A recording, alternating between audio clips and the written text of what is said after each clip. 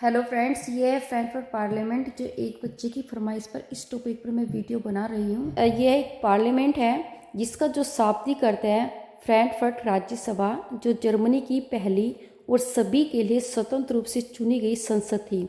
इसका जो चुनाव था वो 1 मई 1848 को हुआ था। इसका जो सत्र 18 मई 1848 से 31 मई 1848 तक फ्रैंकफर्ट एम मैन में संपन्न हुआ था। जर्मन जो कॉन्फेडरेशन के राज्यों के भीतर इसका अस्तित्व मार्च क्रांति का हिस्सा भी था और परिणाम भी।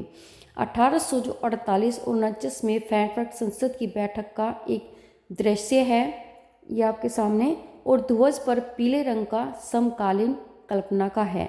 जर्मनी में ऐसे कई राजनीतिक गठबंधन थे जिनके सदस्य मध्य वर्गीय पेशेवर व्यापारी और धनी कलाकार हुआ करते थे।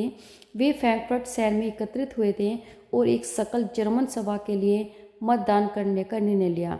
18 मई 1848 को 831 चुने हुए प्रतिनिधियों ने जश्न मनाते हुए एक जुलूस निकाला और फ्रैंकफर्ट पार्लियामेंट की ओर से चल पड़े, जिसका आयोजन सेंट पॉल के चर्च में किया गया था। उन्होंने एक जर्मन राष्ट्र का संविधान तैयार किया। उस राष्ट्र की कमान कोई राज परिवार का सदस्य करता तो पार्लियामेंट के प्रति उत्तरदायी होता। इन शर्तों पर फर्सा के राजा फ्रेडरिक विल्हेम चतुर्थ को वहाँ का शासन सौंपने का प्रस्ताव किया गया, लेकिन उसने इस अनुरोध को ठुकरा दिया और उस चुनी गई संसद का विरोध करने के लिए अन्य राजाओं से हाथ मिला लिया। अभिजात वर्ग और सेना के द्वारा पार्लियामेंट का विरोध बढ़ता ही गया। इस बीच में पार्लियामेंट का जो सामाजिक आधार कमजोर पड़ने लगा, क्योंकि इसमें मध्यम वर्ग का दबदबा था। मध्य वर्ग के मजदूर कारीगरों की मांग का विरोध करता था और इसलिए उसे उसके समर्थन से हाथ धोना पड़ा। आखिरकार सेना बुलाई गई और इस तरह से असेंबली को समाप्त कर दिया गया। इस उदारवादी आंदोलन में महिलाओं ने भी भारी संख्या में हिस्सा लिया और इसके बावजूद असेंबली के चुनाव में उन्हें मताधिकार नहीं दिया गया।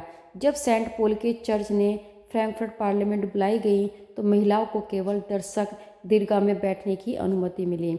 परिणाम क्या हुए इसके फ्रैंकफर्ट पार्लियामेंट के? यद्यपि जो रूढ़िवादी जो शक्तियाँ उस उदारवादी आंदोलन को कुचलने में सफल रही, लेकिन पुरानी व्यवस्था को दोबारा बहाल नहीं किया गया। इस पार्लियामेंट में कई वर्षों के बाद राज्यों को यह एहसास होने लगा कि आंदोलन और दमन के उस कुचक्र को समाप्त करने का अगर कोई सही तरीका था तो वह था राष्ट्रवादी आंदोलनकारियों की मांगों को मान लेना। इसीलिए मध्य और पूर्वी यूरोप के राजाओं ने उन बदलाव को अपनाना शुरू कर दिया जो पश्चिमी यूरोप में 1815 से पहले ही हो चुके थे। हैब्सबर्ग के उपनिवेशों और रूस में दास प्रथा और बंधुओं मजदूरों को समाप्त कर दिया गया। 1867 में हैब्सबर्ग के शासकों ने हंगरी को अधिक स्वायत्तता प्रदान की। जर्मनी, क्या सेना किसी राष्ट्र का निर्माण कर सकती है? तो ये इसका क्वेश्चन था। 1848 के बाद यूरोप में राष्ट्रवाद, प्रजातंत्र और क्रांति से दूर हो चुका था। रूढ़िवादी ताकतें राष्ट्रवाद की भावना को इसलिए हवा देने लगे थे ताकि शासक की शक्ति बढ़ाई जा सके और यूरोप में राजनीतिक प्रभुता हासिल किए जा सके।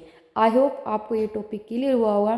तो आज इस वीडियो में इतना ही। नेक्स्ट टॉपिक में करेंगे हम सेकेंड वर्ल्ड वार और उसके बाद फर्स्ट वार और सेकेंड वर्ल्ड वार के जो भी प्रीवियस ईयर के क्वेश्चन आंसर है वो करेंगे।